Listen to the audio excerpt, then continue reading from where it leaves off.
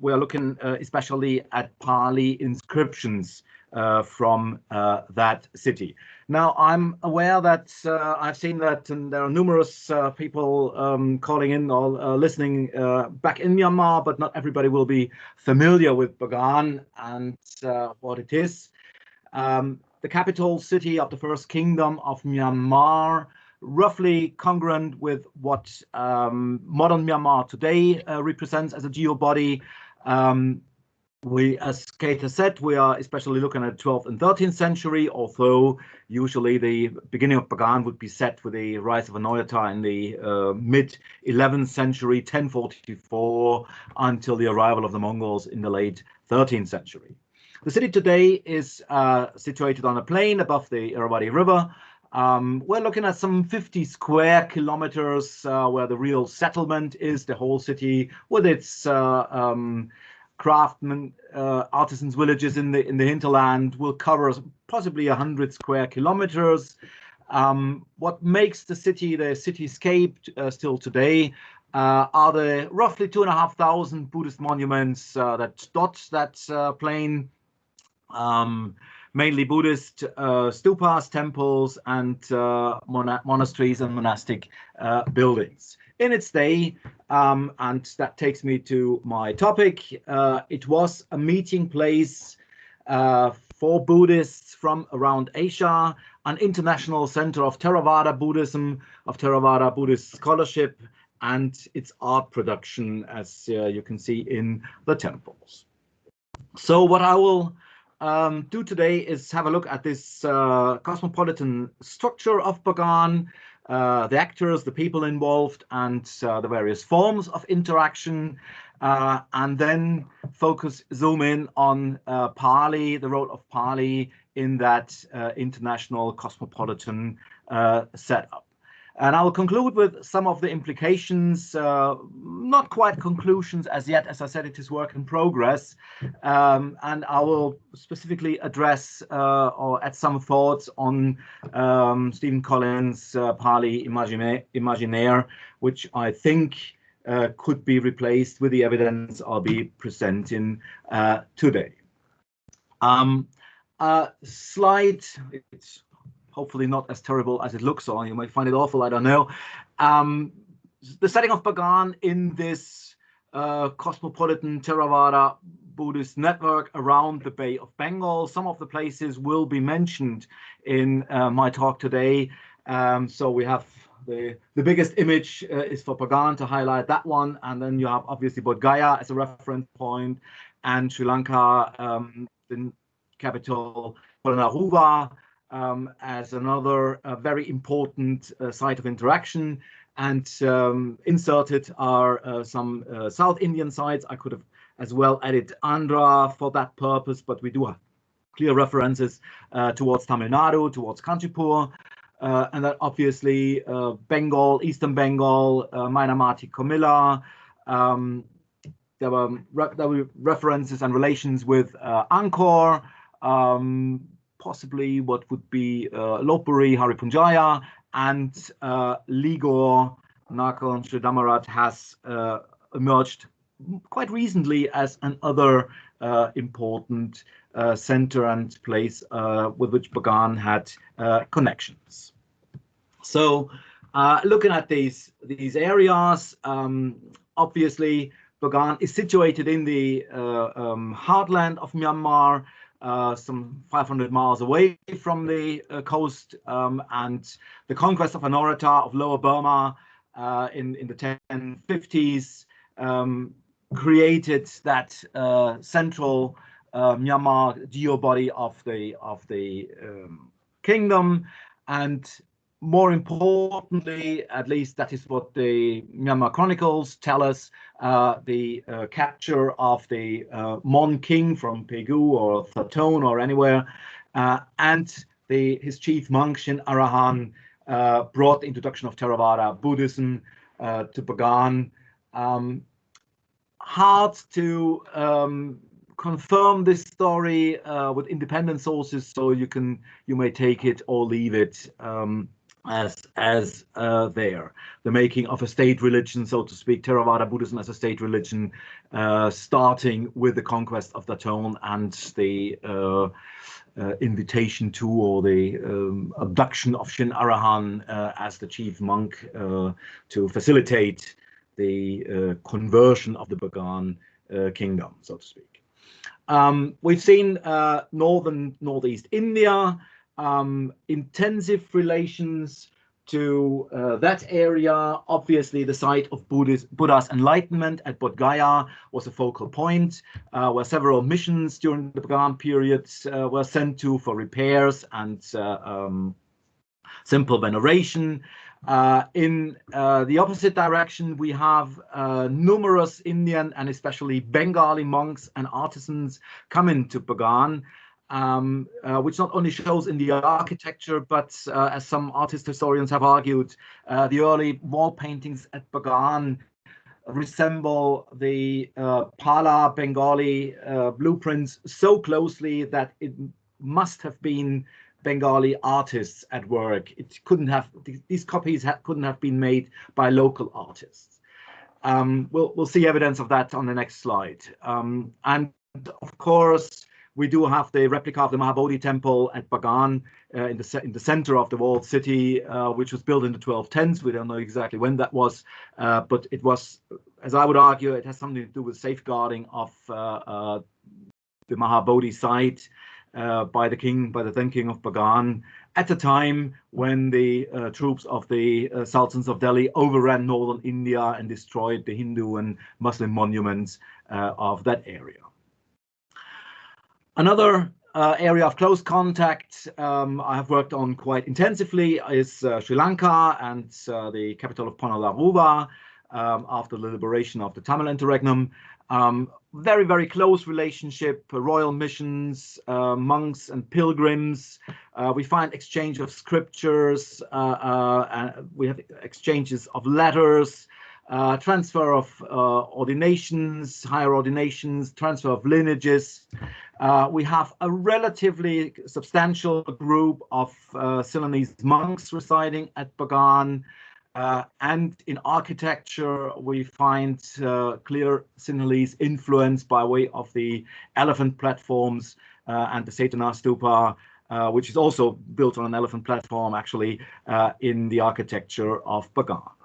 Further areas, as you have seen on the map, the lower Malay Peninsula, the Isthmus of Kra, and especially Nakhon Damara, which has emerged recently, as I said. Taranatha talks of Tibetan monks fleeing to Bagan in the 13th century, again from the Islamic invasions of India. China is a bit of a query. We don't have really hard evidence beyond potsherds. And Cambodia, again, and I will address that more closely in a moment, where we have evidence for relatively close contacts from the 1220s onward. As I said, the architectural evidence that we can see at Bagan, the image on the right is a temple which has a pyramidal shikara or temple tower. There are some 20 or so in and around Bagan, and if you go to the smaller cities around Bagan like Saleh, further down south, you have several more of these pyramidal towers, which are pretty much in contrast to the standard Bagan temple tower, which is more curvilinear than pyramidal. So there is clearly that reference to the Mahabodhi tower from Bodh Gaya in the Bagan architecture, even before the actual construction of the replica of the Mahabodhi temple at Bagan in the 1210s. And the bigger image on the left, if you look hard enough at the plinth, at the platform at the bottom, you see these elephant heads protruding from it. So the whole stupa is carried by on elephant back, so to speak. And you have this hemispherical dome and a square harmicar. So this is a kind of a Sinhalese style stupa. And for the elephants, the reference point is obviously the Ruvanseli stupa of Anuradhapura, which precedes the Bagan monuments by roughly a millennium, I believe, or some 900 years or whatever that is. Anyway, the early references for elephants carrying a religious monument come from northern Sri Lanka, from Anuradhapura, and were taken over for the architecture at Bagan. As I said, what has emerged as part of my research in the past 10 years or so is the relatively close connection and influence from Cambodia that we can see in the epigraphy from Bagan.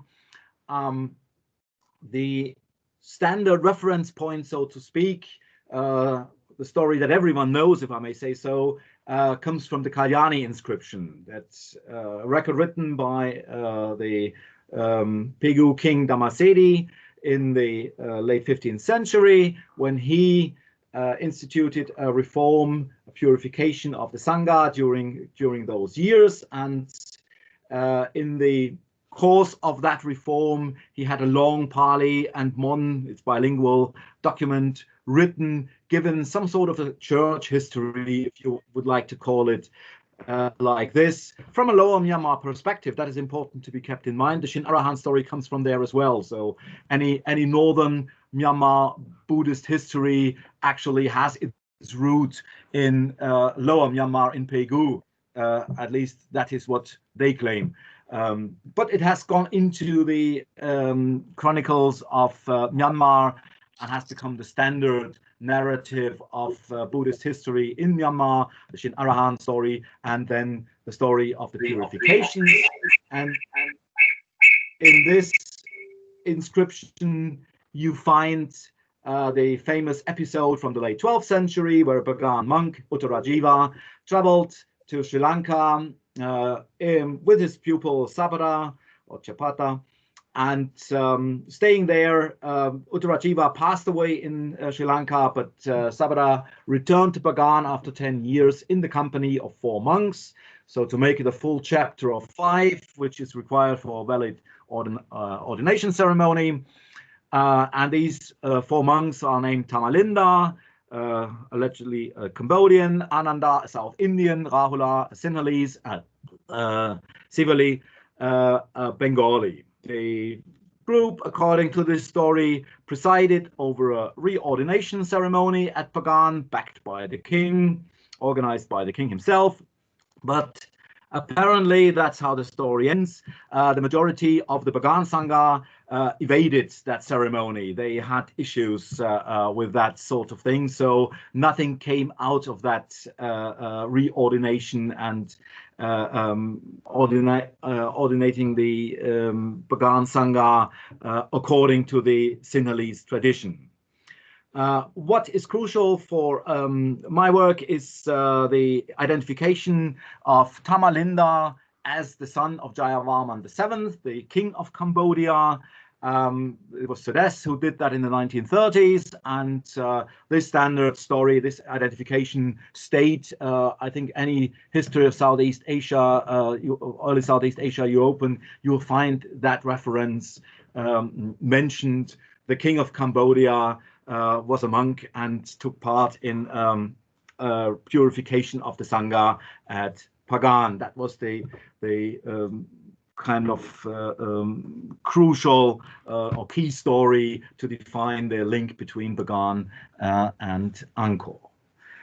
Interestingly, there was a monk, Tamalinda or Tamani in the Burmanized version at Bagan a century later than the story actually is, but we should not be that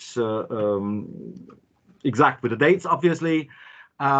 He was the head of a relatively large complex in the south of Bagan near the Dhammarajika stupa, but he was clearly a Sinhalese, and it is he's staying in that area.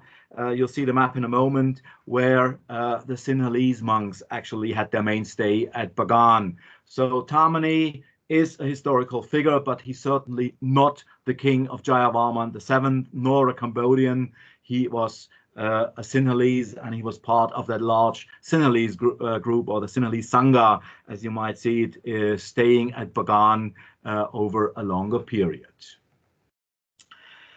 The evidence for the connections between Bagan and Cambodia, beyond that Tamalinda story from the Kalyani inscription, is epigraphic and to some degree art historical. It starts with an episode in the 1220s when the king fell from an elephant, and a Cambodian bystander, member of the audience or whatever, became the first aider to the king. The king's help was cured. That Cambodian got a reward by way of a land donation, which he then transferred to one of the temples at Bagan. So that is the clear evidence, and we do have a good number of Cambodians or people who are referred to as a Cambodian following that episode through the 1220s, 1230s into the 1240s. And here comes, and at that point now, the second major reference to a Sangha reform at Bagan starts by way of a long-known but very obliterated Pali inscription found in the vicinity of the Dhammarajika stupa, which mentions a monk Subhuti Chanda, who is now clearly labeled as having sprung from a noble or royal family of Cambodia. That's one of the parts of the inscription that are clearly legible. Kamboja Ratavasi Sukam Sate Rajavamsoti. So the story of the king's son, or the nobleman from Cambodia, being ordained as a monk and taking part in purification of the Sangha at Bagan in the late 1240s, is also based on a historical fact. But the two things, the Tamani, Tamalinda, and this story obviously were conflated in the Kalyani story and formed possibly the core of the Kalyani story.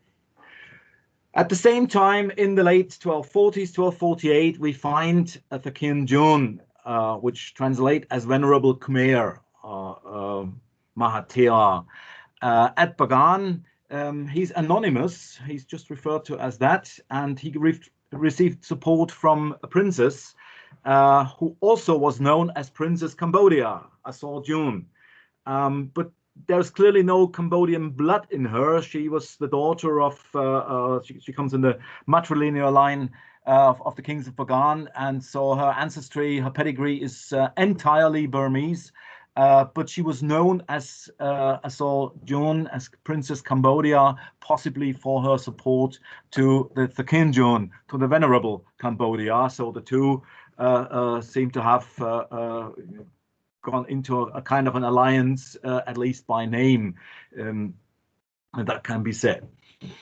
And the interesting thing about the temple and the monastery she had built for this Venerable Khmer, for this monk from Cambodia, is shown on the image to the right, which is the interior of that temple. It has 4 images grouped round a miniature stupa, which is a unique feature at Bagan. If you have 4 images, they are normally set against a back wall that quite often carries the ceiling or the vault or something like that, or you have 4 backrests leaning against each other, but not this sort of a stupa.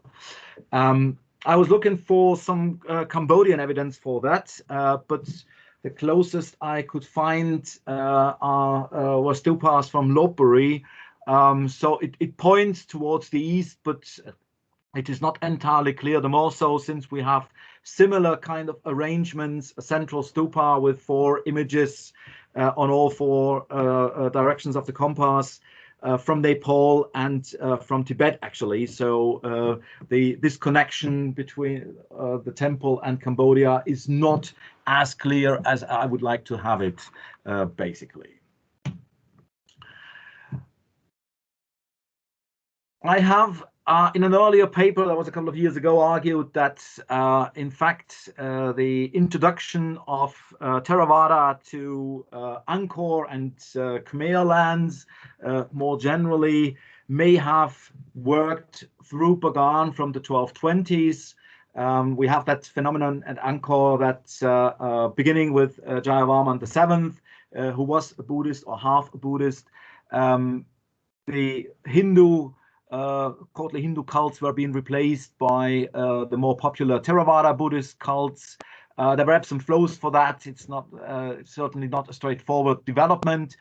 But by the end of the 13th century, there is clear evidence that Theravada was current at Angkor, and my argument would have been that Bagan may have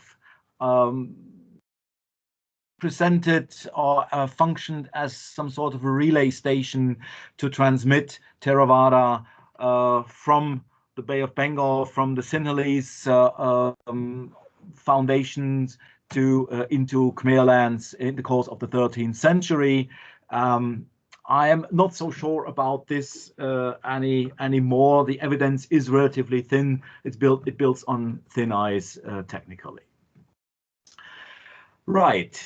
That takes me to this bit with the new findings, and these are the Pali inscriptions from Bagan. There is, I've mentioned one already, and besides the one I've mentioned, there is a second one, or two more that have been known for a long time, but in the past 20 years, a good number of new inscriptions in Pali have come to light in the course of the excavations and renovations taking place at Bagan. And this map of Bagan gives you a bit of a orientation. You have the two major boxes with two kind of new suburbs that were emerging around 1200 in the late 12th century. A place called Amana, that is where the Asor monastery and importantly the Kasapa stupa and monastery are being located. And slightly to the southwest of it, an area called Thimati in the current spelling. This is the area defined by the dominated by the Dhammarajika stupa, which was built in 1196 to 98. And again, to the southwest of that, we see that cluster of Sinhalese monasteries, beginning with the Tamani monastery, the Ananda monastery, I'll come to that, and one more Sinhalese monastery where a monk clearly labeled as the monk, the Mahatera from Lanka, resided. That is now in the center of New Bagan. The stone is still there. And the southernmost point of Bagan, a major stupa, the Satana stupa, which is again an entirely Sinhalese monument, an elephant platform, hemispherical dome, square harmica, and all the rest of it, is built at the southern end. So we have this sort of a cluster of Sinhalese monasteries and Sinhalese monks in this area, modern day in the new village of Bagan. I've added a red line that should be a semicircle, but drawing a line with the mouse is not that easy. I realized even after the 10th attempt. That gives you a distance. You see the citadel in the top left corner of the city, and if you draw this sort of a semicircle around the citadel at a distance of possibly 2.5, maybe 3, 2.5 kilometers is about right, which could be seen as 500 danu, which is the suggested distance for the forest monasteries, Aranya Viharas, from the next settlement. And indeed, all the references that we have, all three references, I should say, to Dorjaung in Burmese or Aranya Vihara in Pali, from Bagan, refer to monasteries just about outside that circle. And as you can see, the Dhammarajika stupa and the new reform monasteries with the Cambodian monk and the monk Kassapa are also just outside this semicircle. So they are about 2.5–3 kilometers away from the walls of the citadel. Moving on to the forms of interaction. What did these cosmopolitan monks from all over the Theravada Buddhist world do at Bagan? What happened there? Well, they received support from the king, from the royal family, from courtiers. I've referred to that example of the princess who even got the nickname for her support for that monk. They may have been seen as venerable persons for their saintliness, for their learnedness, and they may have had some functions as preceptors, also advisors maybe, to the people who sponsored their monasteries. There is secondly quite a lot of evidence for collaborative scholarship, the exchange of texts, maybe formal meetings, sangitis, but simply, you recite from memory, somebody takes the notes, writes it down. There are a couple of works, I'll come to that later, that may have emerged at Bagan from this sort of exchanges. Crucial is the third point, the formal religious ceremonies. Sangiti, the recitations, Upasampada, ordination ceremonies, and the Sasana Visuddhi ceremonies, the purifications of the Sangha. Sangiti, I mentioned already, you just sit together and you recite the text as you know it, and you agree on canonical wording, so to speak, and especially pronunciation obviously also plays a role when you have a multilingual community doing that sort of thing. The Upasampada, I have referred to that already. The ordination ceremony, a formal act according to the Vinaya to revalidate or re-establish an ordination lineage. We have that going in both directions. When Sri Lanka was had been liberated from the Tamil conquest, the Sinhalese order had to be re-established, and the king Vijayabahu did so with the help of Burmese monks who had come to Anuradhapura then. I've referred to this for Bagan, I've referred to the story of Japada already, and it's pretty clear that in 1248 or short before that, we have another such purification ceremony taking place at Bagan, in which Subhuti Chandra, the Cambodian monk, played a prominent role. And finally, the question of Sasana Visuddhi, the purification which leads to or can lead to the exclusion of monks who either refuse to undergo reordination or are being found guilty for offenses that will make them lose their status as monks straight away. This is a bit of a vague or ambiguous thing, and I will say something in a moment on it. All right, now, as pointed out, we have several of these councils of these formal religious ceremonies in Lanka, purifications, they're quite often called. The Chulavamsa is full of it, from Parakamabbahu's, the famous one in the 1160s, down to Parakamabbahu II in the 1270s. We've got evidence for at least 3 of them, if we take the one before 1196 in the 12th century as a real one. The one in 1248 is pretty certain, and there may have been a third one in the 1270s. It is interesting to look at the relationship between the dates given in the Chulavamsa and the dates we find in Bagan. So certain notions, ideas seem to have been going to and fro, and notably that refers to the introduction of the forest dwelling tradition, the Aranya Vasi or Aranya Vihari tradition. It started in Sri Lanka with, or it came up as a result of Parakamabbahu's reform in 1167 in Bagan, as I've pointed out, and you could see it on the map. It is clearly there since the late 12th century or around 1200.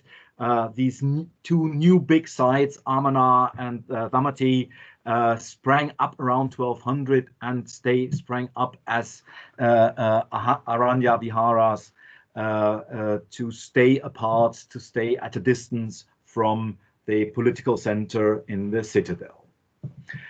There is finally, however, no evidence for any political or economic implications, royal confiscations, monks being really kicked out from the order, as a result of the reforms as claimed in the works of Michael Aung Thwin. Sorry, I have to add that footnote to each of my papers. The Dhammarajika stupa that I've mentioned now, just a brief glance at it. It is a very peculiar type of building because it is the world's oldest dated pentagonal monument. As you can see, the platform is pentagonal, and it has 5 absidial small temples with images in. Where does the number 5 come from? Well, it is obviously the 5 Buddhas of the present Bhattakalpa, but you could also, of course, see it as an indication of the 5 monks, starting with Sabara, who had conducted the ceremony in the vicinity of that temple. I'm pretty certain about it. The Dhammarajika stupa does have a large sima standing to the southeast of it. And more crucially for my work, the vicinity of the Dhammarajika stupa has produced 3 of the long Pali inscriptions that I'll be speaking about in a moment. I am pretty certain that from the late 12th century onward, this was the site where formal Sangha acts involving foreign monks have been conducted. Right, the Pali inscriptions. The communication of monks and laymen from various parts of the Buddhist world requires a common medium of communication, and that would have been Pali. I don't think any of the Sinhalese or Bengali monks learned Burmese, Old Burmese, to the point that they could communicate and make their way through the city. So it would have been Pali as the language of learning that was used for any sort of formal communication, maybe even monk to monk. I don't know whether it works with shopping, but there's clearly no evidence to find that out ever. We are now looking at least 8 major inscriptions in Pali. By major, I mean long ones, not just a single line, the Ye Dhamma Hetu Pabhava formula or something like that, but really long ones. You'll see it on the next slide. These include, and I'm beginning with the long ones, the known ones, the Myazedi inscription around 1113-14 in 4 languages, possibly written originally in Pali language and then translated into Burmese, Mon, and Pew, possibly an Indian author. Around the same time, shortly thereafter, that long poem on the bliss of Nibbana, written by King Alaung Sidu in the 1130s, the Shueiguji inscription, and also a short Pali bilingual 4 lines, 5 lines, I think it is, when a monk carried out repair at the Jasin temple. He would have been by name, I guess, Bengali. Plus, plate numbers refer to the inscriptions of Burma, plate 302, that's the one I've referred to already, and 65B. That is another bilingual Burmese and Pali dedication noted down in 2 languages, and it was found near the Lokananta stupa, also to the south of Bagan. The publication of these inscriptions Two new inscriptions have come to light from the Tammany monastery, as I said, the mainstay of Sinhalese monks, and one from the Dhammarajika. They confirm the presence of Cambodian monks. And in addition, we have a short one from the Ananda monastery, which has a 7-8 line Pali introduction in praise of the monk Ananda. You see it at the bottom of this slide, who is said to have sprung from the lineage of Mahinda and meticulously strove to preserve its integrity. He went from Lanka to Bagan and purified the religion of the Lord. It is, this says possibly from Dhammarajika, it is coming from the southwest of Dhammarajika stupa, but that area where the Sinhalese monks are clustered. Then we do have a new inscription from in the vicinity of the Kasapa monastery, further to the northeast, written by the Northern Queen. And also known are two fragments from Lower Myanmar, one from Bagan, which was an important seaport, and Mergui, far down south, where foreign monks, Sinhalese monks, may have landed and have been greeted by the local population. And again, this justified the writing of a Pali inscription. In addition to these major ones, we have numerous smaller inscriptions in Pali, votive tablets, the Tammany bell inscription that you'll see in a moment, one on a Buddha image, and numerous Pali verses, some quotations from the canon, other being written on the spot to show the skills of the monk or the donor. We don't really know. And some are just simple benedictions, some aspirations to Buddhahood, etc. So it is the usual kind of expectable thematic canon you find there, but they would use Pali as and when possible. Here we are looking at the three most recent finds of Pali inscriptions, all used to record important events and important donations, and all involving foreign monks. The top left one, written in a very curious writing. It's really hard to decipher. It is clearly a foreign hand. And I even guess by look at it that the writer has used a different chisel to incise the letters into the stone, because they are so thin you can overlook them even when reading, especially the na and ra letters. Simple strokes are really hard to recognize. You can easily overlook them. Top right is the long one from Tammany. That is fairly clear, except for the bit on the top right that is missing. And the one at the bottom in the middle is the one I had, is also from possibly the late 1990s when it was found. And as you can see, much obliterated at parts. That was a toughie one again, and all three of them pose problems in deciphering, so I can't really offer you complete readings as yet. Only one is dated, and I'm not so sure about the date. It's the one from Tammany. It's either what did I say? 1800 Buddhist era or 1814 Buddhist era. So that would be 1270s, or the earlier version would be 1256. I prefer the earlier date because it is closer to the 1248 event.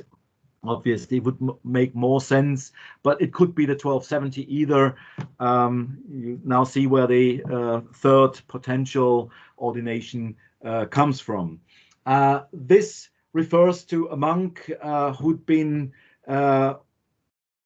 traveling around Southeast Asia quite a lot. He had been to Lanka, he had been to Nakhon Sri Dhammarat, and to some other cities, probably of Lower Myanmar. I couldn't identify them all. And he finally arrived at Bagan, and again he took part in a major ceremony with some 2,000 people attending. That is legible parts of it. I don't think it was just him preaching. I think it was a proper reordination, or at least a Sangiti ceremony that he would preside over or participate in. In addition to these sort of functional writings, using Pali for inscriptions and recording donations and things like that, we have a mass of evidence for Pali writing, copying the canon, composing, commenting upon existing canonical texts, the Atthakatha Tika tradition. This is one of the things I was thunderstruck when I saw it 2 years ago in the Bagan Museum. I'd never heard of, seen it before. A gold leaf which was excavated in the south of Bagan from a mount, gold leaf in veneration of the Buddha with an extract from the Abhidhamma, the Buddha Guna Vandana, and possibly a Namakara text or something like that. I haven't identified the third one for that. We have start with the image here, which is the lowest entry, or the second from bottom in this list. That is the Thambula temple, which is next to the Aso Jun temple, and it has the whole of the Buddha Vamsa written on its walls. You can see the very thin lines, but the complete text has been copied onto the wall of that temple. And in addition to that, we have grammatical works, the Sadaniti, Sadabindu. We've got the Manavulu Sandesa, that is a letter from a Sinhalese monk to the fellow monk Mahakassapa at Bagan, who's styled as the head of a forest monastery. That is the Kassapa monastery I've mentioned. And the response to that may have been the Bodhivamsa Tika, which contains a description of Bagan similar to that what we find in the Manavula, where the respondent, as I see it, talks about the place where he's living at the moment and returns the greetings. And I had a bit of a discussion with several people already about the Padmasambodhi tradition, biography of the Buddha, written on the basis of Sinhalese works, no extant copies from Lanka, so possibly Bagan or further east may have been a starting point for that tradition as well. Right, so some implications, and coming to my conclusion.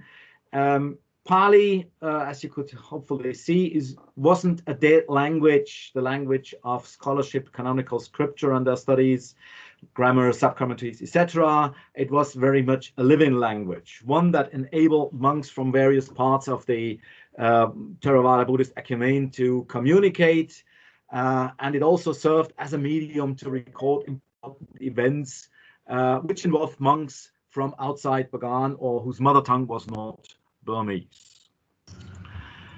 That takes me to Collins' Pali Imaginaire, which he defined as the non-material, imaginative world constituted by the text and especially the works of art and literature.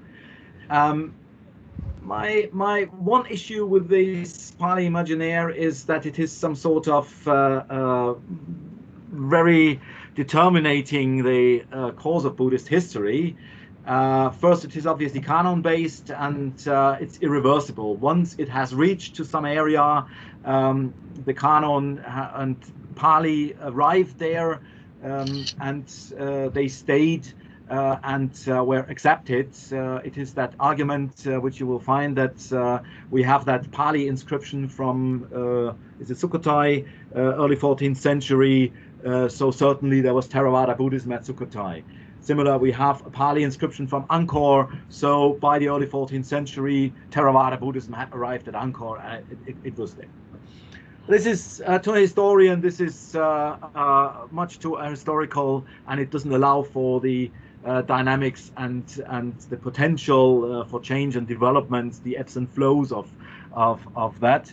And the second point is obviously when I look at these inscriptions that I've presented, then the Pali, the use of Pali for this inscription is the use of a living language. It is nothing to do with the study of the canon. It is just we know it and we use it because we need to use it. Otherwise, we cannot communicate, or it makes communication at least much more easy than we have to talk to a Sinhalese monk in Old Burmese or to a Bengali monk or something like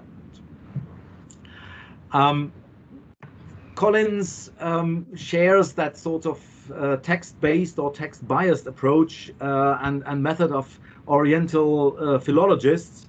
And I have to add in brackets here that I studied Indology myself, so I was bred and dyed in the wool in that tradition, which focuses on the canon and the early commentators.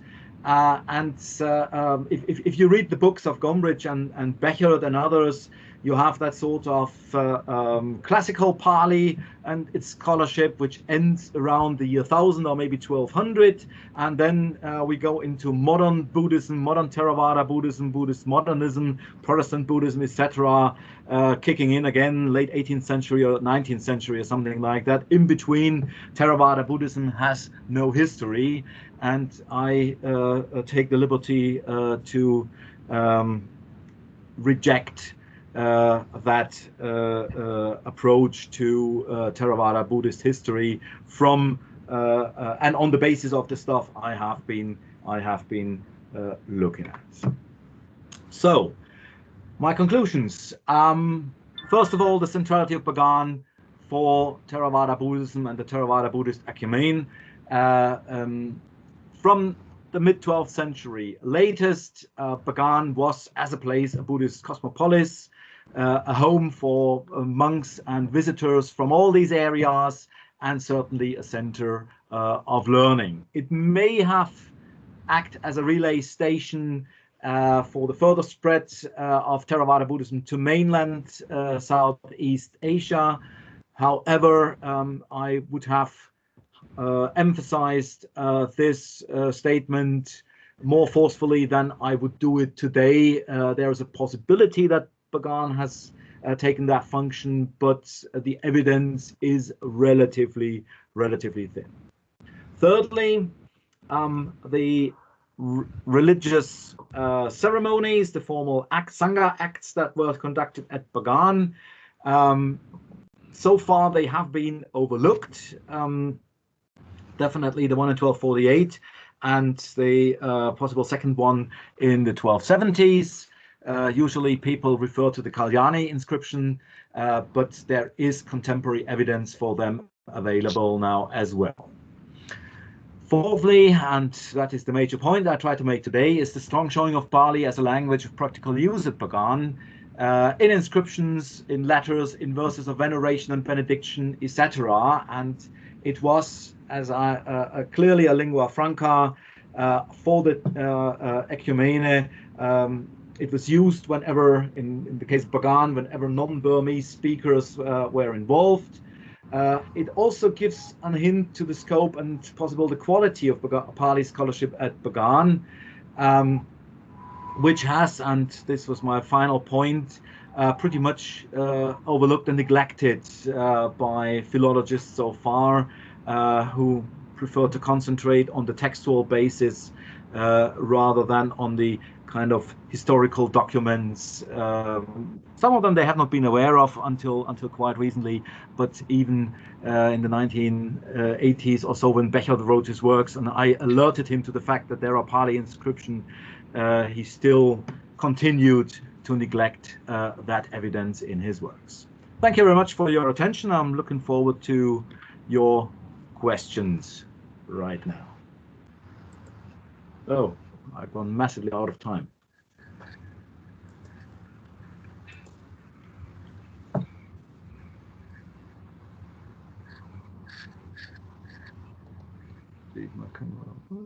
Yep.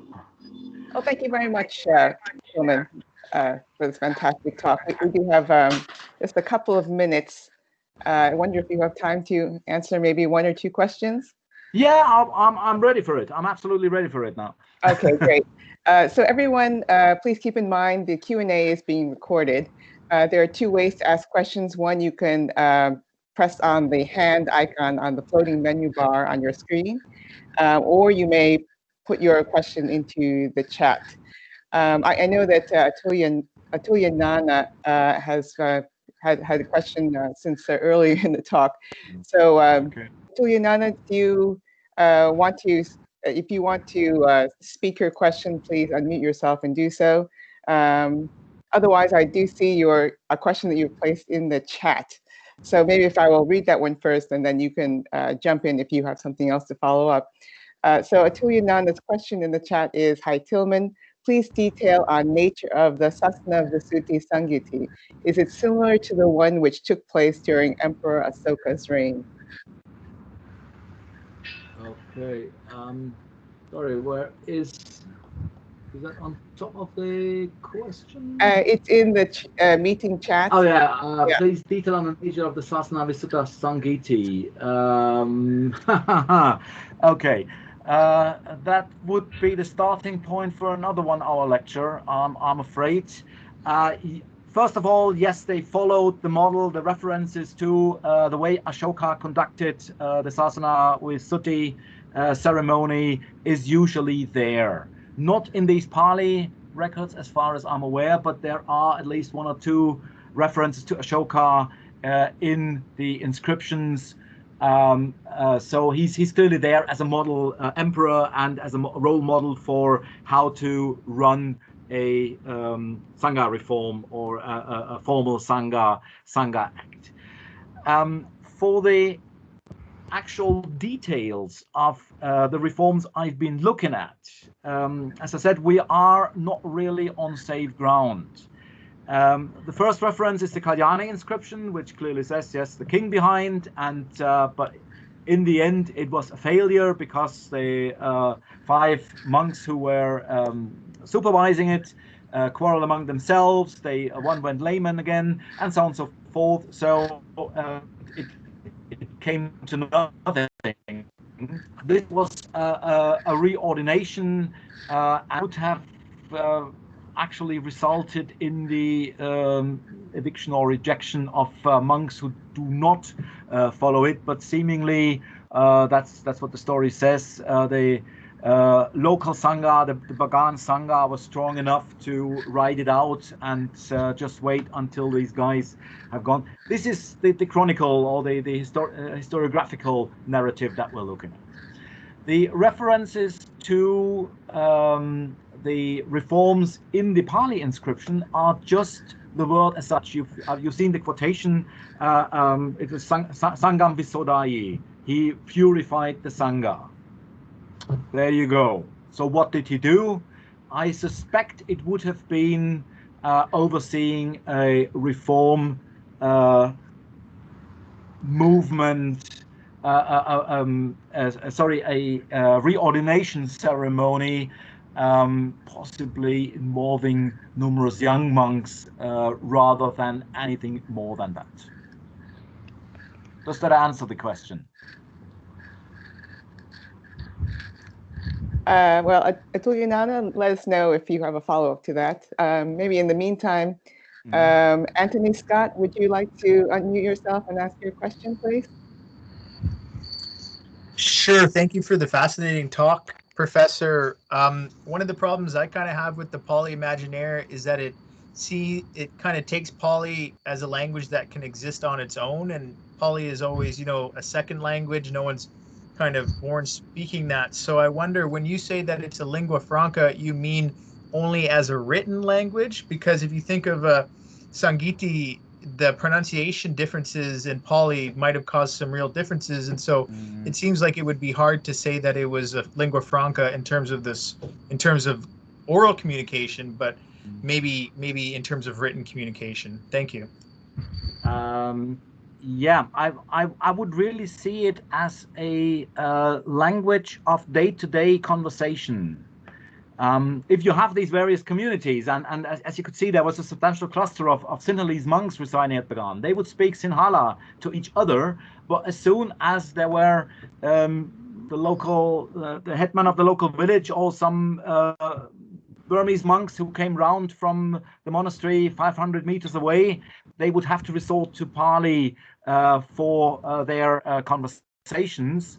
As the inscriptions that I've been looking at show, they use Pali to record donations. All the other 750 inscriptions we have from the Bagan period are all written in Burmese, in Old Burmese, not in Pali. So using Pali was something quite exceptional, but it was an alternative to using Old Burmese for those who would not understand what Old Burmese said if written. So indeed, as I said, a kind of a living language, a spoken language. In addition to obviously the language of scholarship, of commenting, writing grammar, etc., phrases of veneration, verses of veneration, and so on.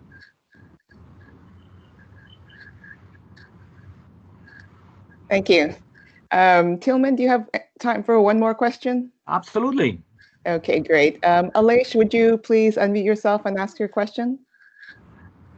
Hello, Professor Tilman Frasch. Thank you so much for your talk. I have many questions indeed, but because we don't have much time, I would like to ask you if you would have to establish a timeline or chronology.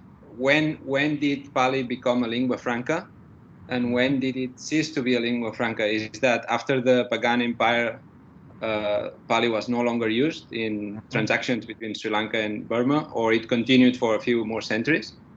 What do you think? Starting with the first part of your question, when did it start? I would say at the end of the 12th century. The inscriptions we've got before, it is the Myazedi in 4 languages, which is a donative inscription in its own right, but that is a very special case, I dare say. So, and after that comes the poem, the long poem on the bliss of Nirvana, Nibbana, by King Alaung Sidhu. That is Pali scholarship rather than a lingua franca. So it really started at the end of the 12th century, and for the 13th century, using Pali as a language among the Buddhist communities inside and outside Myanmar continued for quite some time, in fact down to the 19th century. There is this famous letter written by some Sinhalese lay people to King Min Dong Min in the 1870s, I believe that was. They wanted to build a school in the south of Sri Lanka, and they were asking the King of Burma for a donation to that school for some financial support, and that letter to the king was written in Pali.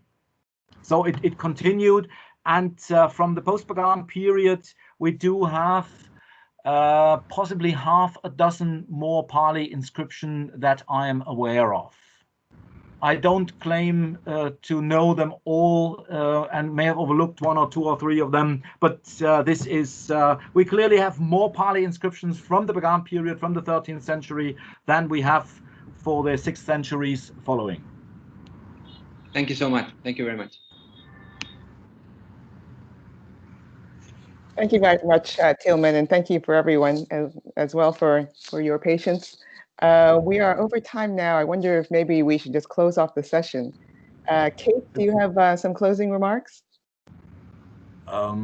Not really, other than really thanking you for your attention. I think it was, I've drawn the biggest crowd for a couple of years now online, so I start liking it myself. So thank you very much to all of you, and of course, if you have further questions or like to get in touch with me, you'll find me via Manchester Metropolitan or on academia. I'd be happy to continue the conversation on that level if further questions